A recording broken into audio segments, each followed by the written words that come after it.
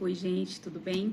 Estamos aqui hoje para mais um devocional, agora caminhando com o capítulo 7 de João. Vamos entender melhor sobre o olhar de João, como foi a trajetória de Jesus nessa terra, né? Como foi os feitos de Jesus. Então vamos caminhar hoje de uma forma diferente. Então você que passou aí pelo capítulo 6, que é bem longo, né? Esse também é outro capítulo longo, mas um pouquinho menor. Então vamos caminhar e ver o que o Senhor quer falar conosco nesse momento. Amém? Então vamos orar. Senhor, meu Deus, meu Pai, muito obrigada, Senhor, por mais essa oportunidade. Obrigada por mais um dia de vida. Obrigada, Senhor, porque a Tua mão é presente na nossa vida. O Teu Espírito Santo vem nos conduzindo a cada dia, a cada vivência, a cada história. Que a Tua palavra, Senhor, ela possa ser morada no nosso coração. E que em tudo, Senhor, o nosso caminhar seja conduzido pelo Teu Espírito Santo. Que o Senhor me guie, que o Senhor me ilumine para que a Tua palavra ela seja direcionada através do Teu Espírito Santo. E que em tudo, Senhor, a Tua glória seja manifestada nas nossas vidas. Em nome de Jesus eu te oro e desde já eu te agradeço, sabendo que o Senhor está aqui, o Senhor está conduzindo cada dia desse desafio, cada palavra lançada, que é feita pelo Teu Espírito Santo, para que seja engrandecido e glorificado o nome de Jesus nessa terra. Amém? Então vamos lá, vamos caminhar aí com o João e ver o que o João tem pra gente, né? Dentro do capítulo 7. Então vamos começar, por ser um capítulo longo, vamos começar lendo a palavra para que a gente possa ser direcionado a partir de então, né? Capítulo 7 fala inicia com a incredulidade dos irmãos de Jesus, né? Mas vamos caminhar e ver o que ele vai estar falando. Passadas essas coisas, Jesus andava pela Galileia porque não desejava percorrer a Judeia, visto que os judeus procuravam matá-lo, né? Então, lembrem que no capítulo anterior, Jesus ele foi meio que perseguido ali naquelas regiões, aí ele desceu para Galileia, meio que fugindo daqueles que estavam perseguindo. Mas onde ele ia, os feitos dele acabavam as pessoas ficando confusas e perseguindo ele. Uns ficavam crendo que ele realmente era um homem de Deus ou que era o Messias, e outros começavam a persegui-lo, né? Então, durante todo o ministério de Jesus, ele foi perseguido. E aí, no versículo 2 diz, ora, a festa dos judeus, chamada de festa do tabernáculos, estava próxima. Dirigiam-se, pois, a ele os seus irmãos e disseram-lhe, deixa este lugar e vai para a Judeia, para que também os teus discípulos vejam as obras que fazes. A gente inicia aqui, no versículo 3, fala dos irmãos de Jesus, né? A gente sabe que Jesus teve irmãos, meio-irmãos, né, nascidos de Maria e José. Então, eram esses irmãos que estavam ali incentivando Jesus para ir para a Judeia, porque a festa do tabernáculo aconteceria na Judeia. E aí ele dizia, para que também os seus discípulos vejam as suas obras, os discípulos que ele tinha lá na Judeia. Porque ninguém há que procure ser conhecido em público e, contudo, realize os seus feitos em oculto. Se fazes estas coisas, manifesta ao mundo, né? Então, ninguém quer ser conhecido como o Messias, que era o que ele apontava, mas faz as coisas em oculto. Então, ele estava incentivando Jesus a ir. Pois nem mesmo seus irmãos criam nele. Disse-lhe, pois, Jesus, o meu tempo ainda não chegou, mas o vosso sempre estará presente. O vosso tempo, né? Não pode o mundo odiar-vos, mas a mim me odeia, porque eu dou testemunho a seu respeito de que as suas obras são más. Subi vós, né? Sobe vocês. A festa, eu por enquanto não subo, porque o meu tempo ainda não está cumprido. Disse-lhe Jesus estas coisas e continuou na Galileia. Versículo 10. Mas depois que os seus irmãos subiram para a festa, então subiu ele também, não publicamente, mas em oculto. Ora, os judeus o procuravam na festa e perguntavam, onde estará ele? E havia grande murmuração a seu respeito entre as multidões. Uns diziam, ele é bom, e outros, não, antes ele engana o povo. Entretanto, ninguém falava dele abertamente por medo dos judeus. Vamos parar aqui no versículo 13. O que a gente vê nesse início aí, né? Quando a gente começa a estudar sobre essa palavra, tem coisas muito mais profundas, mas assim, eu vou tentar não me aprofundar tanto. Os judeus, eles tinham, né, como as principais festas, 3 festas, que era a festa da Páscoa, né, a festa de Pentecoste e a festa dos tabernáculos, né? E aí todo o enredo desse capítulo aqui, 7, ele é ligado a essa última festa, que é a festa do tabernáculo, né? Iniciada ali a comunidade falando dessa festa. E aí era uma festa que durava em média 7 dias, né? E durante uma semana tinha vários rituais que aconteciam nessa festa, que era uma festa que acontecia basicamente no período ali de colheita, né? Que o povo judeu agradecia pela colheita que estava vindo, né? Que acontecia, e pelo livramento no tempo lá que o povo de Deus era escravo, né? Então eles faziam toda essa comemoração para viver esse momento, né? Então comemoravam a colheita, né? O tempo de colheita, né? Essa nova colheita, como se fosse assim uma comemoração pelo tempo que está presente, pelo futuro, porque a colheita fala de um futuro, mas também pelo passado daquilo que eles viveram, que o povo de Deus sofreu e que foi liberto, né? Os judeus foram libertos da escravidão lá na época de Moisés no Egito, né? Então eles vêm com essa ideia e com a ideia, né, de uma esperança do futuro, que é a esperança do Messias. Então era uma festa que se comemorava um passado de libertação, um presente de uma colheita real, como se fosse o favor de Deus, né, sobre a vida dos judeus, e um futuro que era a questão da esperança do Messias, né? Então eles tinham 7 dias de comemoração, né? E aí, gente, a gente já vê assim, poxa, o povo para gostar de festa, né? O povo de Deus gosta de festa. Às vezes não é uma festa, a ideia não é uma festa como as festas que acontecem hoje, né? Festas pagãs, mas era uma festa para comemorar as coisas de Deus, né? Apesar de ter várias coisas que não são bem vistas, porque fala muito mais da religiosidade, mas eles tinham uma ideia de comemorar as graciosidades de Deus, a graça de Deus sobre a vida deles, né? Então, o primeiro ponto que nós precisamos comemorar, né? Por isso que às vezes as pessoas dizem assim, você alcançou uma graça, então faça um culto de gratidão a Deus. Era mais ou menos isso que eles faziam, só que eles faziam em forma de festa, né? Só que tinha vários rituais de gratidão, procissões, enfim, tinham vários rituais em forma de gratidão a Deus, ok? Então vamos lá, vamos caminhar aqui, ó. Jesus na Galileia, né, receoso de sair de lá, de ir para a Judeia, porque onde ele ia, o povo perseguia ele, né? O povo judeu procurava já para matá-lo. Por quê? Porque ele fazia milagre no sábado, ia contra as leis, mandava o povo trabalhar, o homem levar lá o leito dele no sábado. Então era totalmente contra a realidade dos judeus. E aí, a primeira coisa que falar daqui, que é até o tema principal aqui na minha Bíblia, que é a incredulidade dos irmãos de Jesus, né? Beber água porque eu tô ficando rouca. José e Maria tinham os filhos, e aí mesmo a gente olha assim, poxa, filhos de Maria e José praticamente nasceram junto ali com o irmão Jesus, e ainda assim não acreditavam nele. E bem no versículo 5 é bem claro, pois nem mesmo os seus irmãos criam nele. O que eles queriam? Eles queriam que ele manifestasse as obras dele publicamente, para que eles também pudessem acreditar, para que as pessoas pudessem acreditar em Jesus, né? Então, se ele fala assim, se você diz quem você é, se você diz ser Cristo, então manifesta, declara. Para quê? O que eles queriam? Eles queriam reconhecimento público, né? Então, olha, esse aqui é o irmão de Jesus, né? Não só o reconhecimento de Jesus, mas às vezes a intenção do coração, que é aquilo que Jesus conhecia no coração deles, né? Por isso que Jesus falava, eles mesmos não criam, né? Que ele era Jesus, que ele era o Messias. Então, o que eles buscavam? Esse reconhecimento. Não era uma busca para que Jesus realmente manifestasse a glória dele por ser o Filho de Deus, mas sim para que fosse reconhecido publicamente.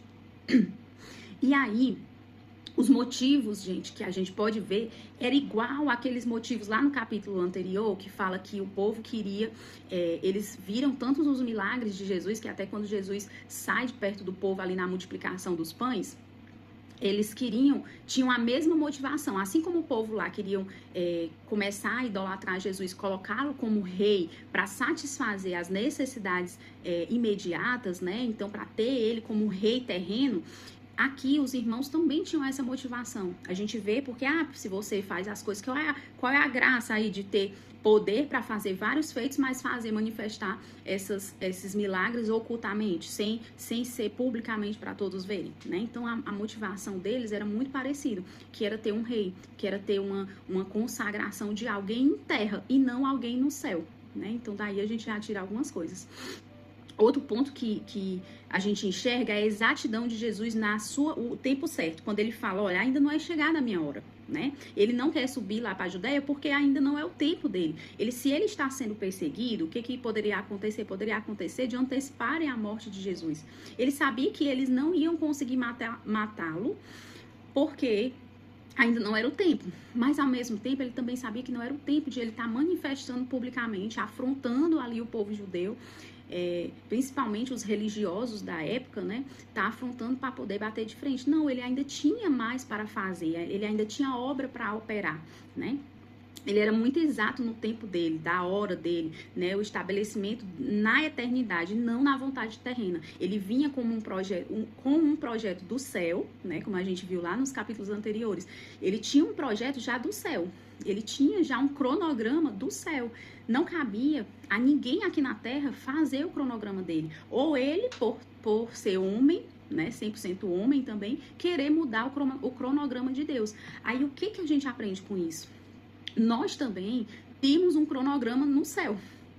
Só que a todo momento, nós, na nossa humanidade, estamos querendo mudar o cronograma de Deus. Às vezes o Senhor usa alguém, ou até mesmo a própria palavra, para manifestar uma promessa dele na nossa vida. Aí ele diz assim, olha, filha, filho, tal coisa vai acontecer. Ou então isso é promessa de Deus, isso é promessa minha na sua vida. Ou usa alguém, ou eis que eu te digo que Deus está falando isso e que vai acontecer isso. Enfim. Se você sentir no coração que é de Deus, né? Que não seja falso profeta.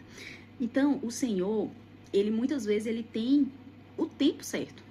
E às vezes a gente quer dar aquela ajudinha, né? A Deus. Não, se Deus diz que vai fazer isso na minha vida, então eu vou fazer isso aqui, eu vou caminhar dessa forma, eu vou fazer isso aqui para ajudar Deus para ser mais rápido. Mas não é no nosso tempo, é no tempo dele. Então aqui Jesus também está nos ensinando isso, né? E aí, gente, lá no versículo 10, ele fala, né, que os irmãos subiram na frente e logo em seguida Jesus foi. Por que Jesus foi em seguida? Porque talvez se ele fosse junto com os irmãos seriam os primeiros para dizer, olha, Jesus chegou aqui, né? Vamos lá, olha aqui quem chegou. Se eles estavam tão interessados nessa manifestação pública de Jesus, então Jesus, ele de uma certa forma, ele adia essa ida, não vai no primeiro dia, né? Não vai para o início da festa, para poder ele também ir mais ocultamente, né? Então, ele é odiado por não agradar as demandas do mundo.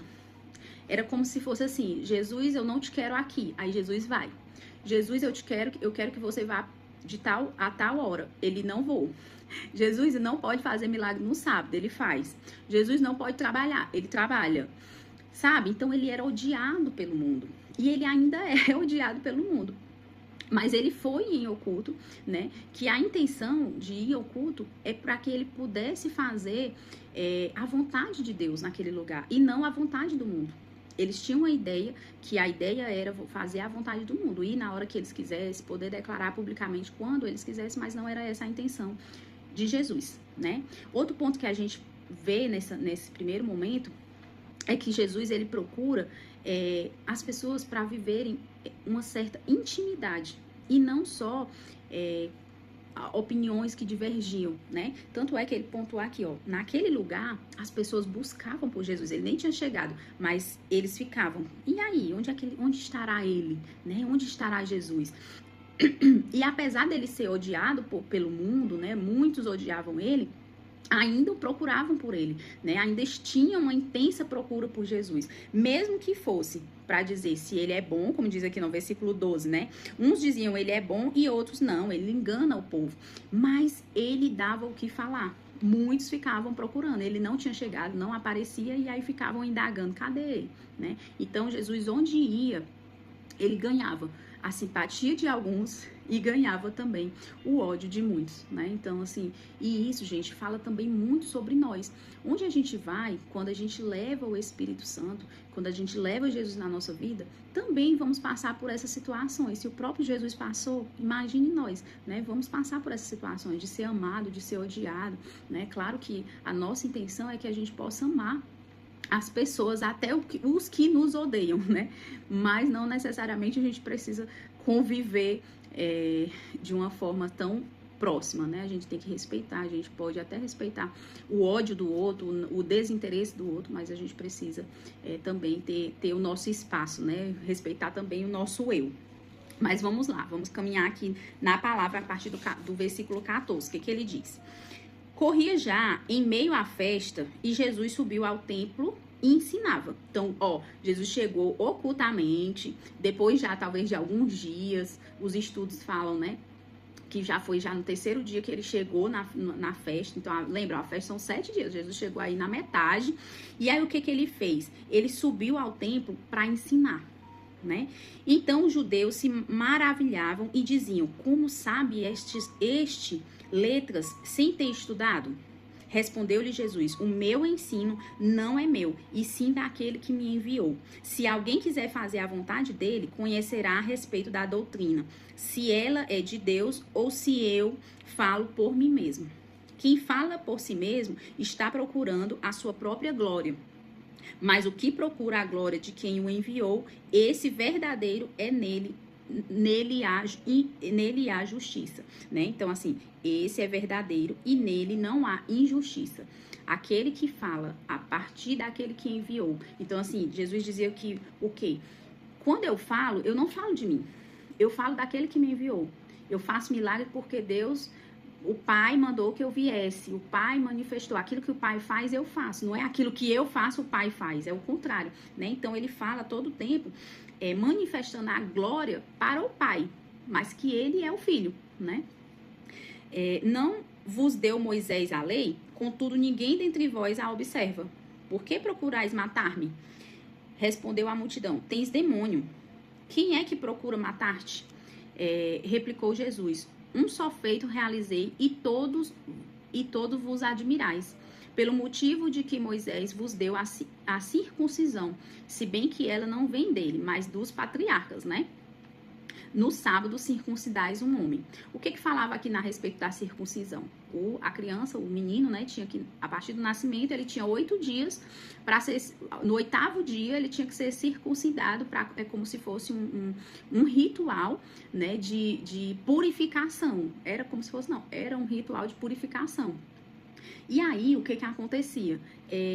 Se o menino nascesse e esse ritual, esse 8º dia, caísse no sábado, era para ser circuncidado. Então, pela lei de Moisés, se fosse contabilizar a história do sábado que não pode fazer, então não era para poder fazer também a circuncisão, mas era feito. E aí é o que Jesus fala: olha, se vocês conhecem a palavra de Moisés, lá na palavra dizia que era circuncidado no sábado. Então, qual o problema de eu fazer um milagre? Aí ele fala: eu fiz só um feito e vocês já estão aí, querendo me matar, né? Uma coisa aconteceu no sábado e vocês estão querendo me matar, sabe? Então, assim, Jesus questionava aquele povo. E aí no versículo 23 ele fala: e se o homem pode ser circuncidado em dia de sábado, para que a lei de Moisés não seja violada, por que vos indignais contra mim pelo fato de eu ter curado no sábado ao todo um homem? Né? Ele questionando: só foi um. Não julguei segundo a aparência, e sim pela justiça. Né? Então, o que Jesus fala aqui? Ele pontua exatamente assim a chave. Vocês estão julgando só o ato de eu ter curado no sábado, mas não estão julgando a justiça, a libertação que essa cura trouxe para esse homem, a liberdade, mas também a paz interior, o fato de ele ser um novo discípulo de Jesus. Então, assim, eles não estão olhando para isso, eles estão olhando apenas a aparência. Foi um milagre no sábado, mas não estão olhando a fonte, o milagre. Um homem que estava há 38 anos sofrendo, eles não viram isso dessa forma, né? Então, a festa que acontecia secretamente, Jesus vinha ensinado, eles ficaram ali, maravilhados. Como pode um homem que nunca estudou saber falar tão fielmente, a ensinar tão fielmente a palavra de Deus, né? Então, eles viam aquilo ali como uma grande admiração. Quando Jesus falava, proclamava a palavra de Deus, quando Jesus ensinava, sempre era um impacto muito positivo a respeito da admiração. Eles ficavam admirados na sabedoria de Jesus. A gente pode dizer assim, mas eles queriam matar Jesus. Mas mesmo assim, eles queriam matar porque eles não concordavam com aquilo que o Senhor falava a respeito de quando ele dizia que ele era o Filho de Deus. Mas eles ficavam admirados com a sabedoria de Jesus. Aí o que Jesus fala, né? Que aquilo que ele fala procede de Deus. Né? O seu conhecimento era do céu, apesar dele não ter estudado, e não de si mesmo. O ensino de Jesus demonstrava e deixava claro para que os judeus, eles desobedeciam à lei de Moisés. Ele questionava aqui, quando ele questionou a circuncisão, exatamente porque ele mostrava para eles e deixava claro para eles que eles não estavam seguindo a lei de Moisés, né? Então, eles comparavam esse movimento, eles julgavam o Senhor, aquela situação, mas eles não viam verdadeiramente o fundo, aquilo que era mais profundo, que era a libertação daquele que foi curado, né? Então, o Senhor, a todo momento, ele faz essa distinção, essa amostragem da palavra, né? Então, vamos lá. No versículo 25, o que começa a dizer? Diziam alguns de Jerusalém, não é este aquele a quem procuram matar? Eis que ele fala abertamente e nada lhe dizem. Né? Eles estavam procurando matar Jesus. Porventura reconhece verdadeiramente as autoridades que é este, de fato, o Cristo? Alguém chegou lá, né, indignado, e começou a questionar. Vale, por que estão deixando esse homem falar? Se estão querendo matar ele? Já quer dizer que já acreditaram que é ele verdadeiramente o Cristo? Nós, todavia, sabemos de onde este é. Quando, porém, vier o Cristo, ninguém saberá de onde ele é. Né? Então, eles sabem de onde é, porque eles sabiam quem era Jesus, de quem ele era filho, quem eram os irmãos dele, né? Então, eles achavam e julgavam que sabiam quem era Jesus. Jesus, pois, enquanto ensinava no templo, clamou dizendo, vós não somente me conheceis, mas também sabeis de onde eu sou. E não vim porque eu de mim mesmo o quisesse. Mas aquele que me enviou é verdadeiro, aquele a quem vós não conheceis. Né? Então, não vim por mim mesma ou porque eu quis vir, foi o Pai que me enviou. Eu o conheço porque venho da parte dele e fui por ele enviado. Então, procuravam prendê-lo, mas ninguém lhe pôs a mão, porque ainda não era chegada a sua hora. E, contudo, muitos de entre a multidão creram nele e diziam, quando vier o Cristo, fará porventura maiores sinais do que este homem tem feito? Os fariseus, ouvindo a multidão murmurar estas coisas a respeito dele, juntamente com os principais sacerdotes, enviaram guardas para o prenderem. Disse-lhe Jesus, ainda por um pouco de tempo estou convosco, e depois irei para junto daquele que me enviou. Aqui ele começa a falar da sua morte, né? Ele vai passar ainda uma temporada e posteriormente ele não estará mais aqui porque ele voltará para aquele que o enviou. Aí o que a gente vê nessa parte aqui? Eles desobedeciam aí às leis de Moisés, eles iam contra, né, pontuavam. Eles acusam de não conhecerem Deus. O ensino de Jesus desperta neles uma fúria, principalmente os fariseus, né, os sacerdotes, começam a ficar furiosos porque ele começa a ensinar e as pessoas começam a ficar admiradas, né? E aí o ensino de Jesus, ele mostra o quê? Ele mostra a oportunidade de recebê-lo, né? E que eles estavam perdendo. Esse finalzinho, ele fala, olha, eu estou aqui, vocês têm a oportunidade de me conhecer, mas vai chegar o dia que eu não vou ficar mais aqui, que eu vou embora, eu vou voltar para o Pai, e aí vocês não vão me ter mais, vocês não vou estar aqui tão próximo, né? Mas esse povo, eles estavam cegos espiritualmente. Então, para vocês verem como a cegueira espiritual, ele é algo que muitas vezes nos faz perder oportunidades tremendas de ter movimentos com Jesus, de ter história com Jesus. Mas vamos lá, vamos seguir aqui no versículo 34. A vez de procurar-me e não me achareis, também aonde eu estou, vós não podeis ir. Então, a gente vai procurar Jesus, não vai achar, esse povo, né? Iam procurar, não ia achar, e onde Jesus foi, eles não iam chegar, né? Não iam poder chegar nesse lugar. E disseram, pois, os judeus uns aos outros, para onde irá este que não o possamos achar? Irá porventura para a dispersão entre os gregos com o fim de nos ensinar? Que significa de fato o que ele diz? Haveis de procurar-me e não me achareis. Também aonde eu estou, vós não podereis ir. Eles ficaram se questionando e murmurando sobre essa palavra de Jesus, porque não tinham entendimento, eles não tinham entendimento espiritual.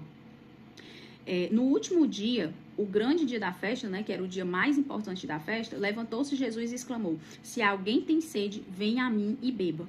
Quem crê em mim, como diz a Escritura, no seu interior fluirão rios de água viva. Isto ele disse com respeito ao Espírito que havia de receber os que nele crescem, que é o Espírito Santo, a partir da ressuscitação de Jesus. Quando Jesus ressuscita e volta para o Pai, ele ia deixar esse Espírito Santo conosco, né? Pois o Espírito até aquele momento não fora dado, porque Jesus não havia sido ainda glorificado. Então, os que dentre o povo tinham ouvido estas palavras diziam: este é verdadeiramente o profeta. Outros diziam: ele é o Cristo. Outros, porém, perguntaram: porventura o Cristo virá da Galiléia? Não diz a Escritura que o Cristo vem da descendência de Davi e da aldeia de Belém, de onde era Davi? Assim, houve uma dissensão entre o povo por causa dele. Ficavam discordando, né? Alguns dentre eles queriam prendê-lo, mas ninguém lhe pôs a mão, porque também ainda não era chegada a hora, né? Então voltaram, pois, os guardas à presença dos principais sacerdotes e fariseus, e estes lhe perguntaram: por que não o trouxestes? Respondeu eles: jamais alguém falou como este homem. Replicaram-lhe, pois, os fariseus: será que também vós fostes enganados? Né? Então, eles se admiravam e não conseguiam prender Jesus, porque ficavam admirados com aquela palavra, né?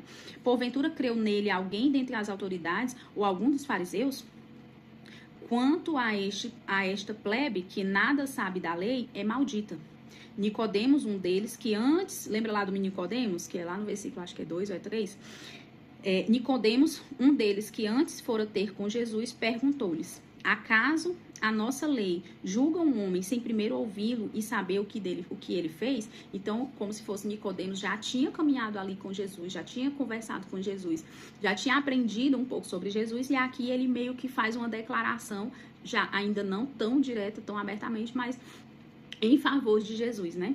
E aí eles responderam: dar-se-á caso de que também tu és da Galileia? Examina e verás que da Galileia não se levanta profeta. E cada um foi para a sua casa. Até aqui o versículo. E aí vamos ver o que nos ensina esse finalzinho. Quando Jesus fala, que ele fala, né, que eu sou a água viva. Ele diz: se alguém tem sede, venha a mim. Quem crê em mim, como diz a Escritura, do seu interior fluirão rios de água viva, né? Então, assim, Jesus, ele fala... Lembra que a festa, ela fala do tabernáculo? A festa do tabernáculo, ela fala lá do tempo que o povo foi liberto do Egito e estava no deserto, caminhando, né? E foi, principalmente, era uma festa que falava das águas, né? Que tinha um tanque de Siloé, que tinha um ritual lá que o sacerdote enchia uma jarra de água do tanque de Siloé, representando a água da rocha lá que Moisés perfurou a rocha e saía a água para o povo na época da libertação lá no deserto, né? Então, fazendo referência, Jesus diz assim, ó, Jesus fala: eu sou a rocha ferida, né?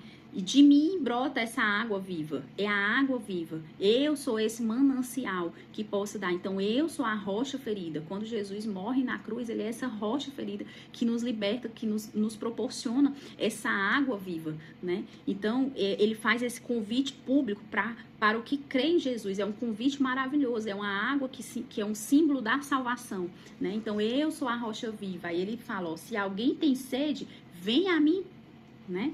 E tanto que Jesus mostrava que para os cansados, para os sedentos, que ele seria como essa rocha foi para aquele povo. O que o povo sentia? Moisés, nós estamos com sede, não temos água, vamos morrer de sede aqui no deserto? Aí o que Deus fala para Moisés, né? Toca na rocha. Aí Moisés bate na rocha, né? Vamos com calma, né, gente? Assim, tá cansativo. Mas aí, Moisés bate na rocha e começa a fluir água e mata a sede do povo que estava no deserto. E Jesus mostra para os cansados e sedentos, quando ele diz assim, ó, se alguém tem sede, vem a mim. né? E beba.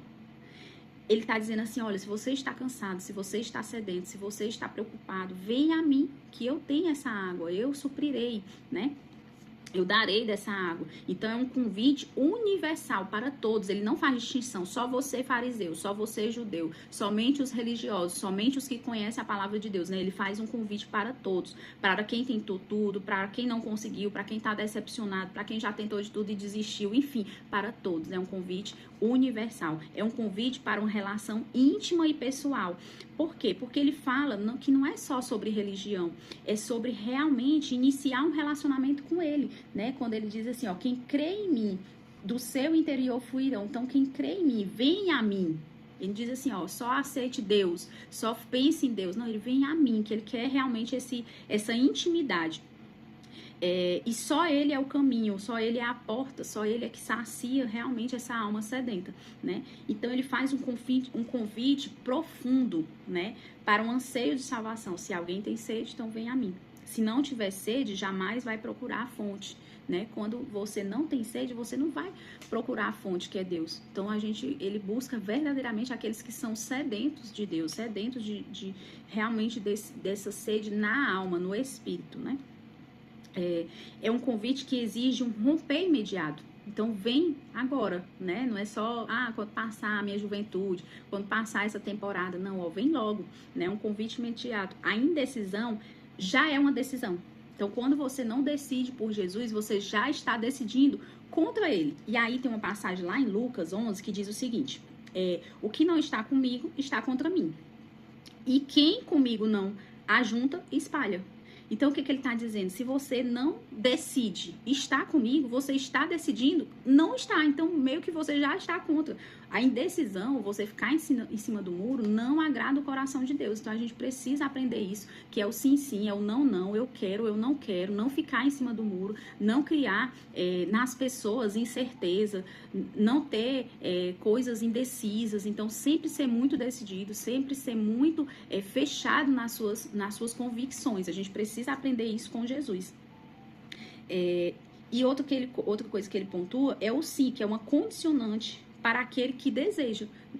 Ele faz o convite para todos, mas ele fala, ó, se você verdadeiramente desejar, se você quer, se você tem sede, se, né? Então, se você quer, então venha.